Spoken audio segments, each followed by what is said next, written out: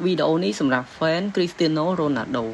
ថ្ងៃនេះខ្ញុំនឹងណែនាំអ្នកនរគ្នាពីរបៀបបង្កើតរូបភាព AI ជាមួយនឹងកីឡាករ Cristiano Ronaldo ដោយប្រើ ChatGPT ដើម្បីបង្កើតរូបភាពនេះឡើងបានដំបូងយើងចូលទៅកាន់ app ChatGPT នៅលើទូរស័ព្ទដៃរួចអ្នកនរគ្នាដាក់រូបភាពរបស់អ្នកនរគ្នាដែលចង់បង្កើតរូបជាមួយមក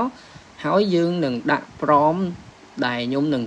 ដាក់ prompt នេះនៅក្នុង comment អ្នកនរគ្នាគ្រាន់តែ copy ហើយបោះទៅកាន់ ChatGPT ទៅនោះរងចាំបន្តិចវានឹងបង្កើតចេញជារូបភាពដែលអ្នកនរគ្នាបានថតជាមួយនឹងកីឡាករ Cristiano Ronaldo នៅក្នុងពានរង្វាន់ National League ឆ្នាំ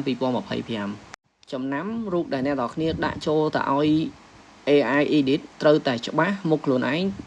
ឃើញច្បាស់នោះរូប AI ដែលចេញមកគឺដូចមែនតែន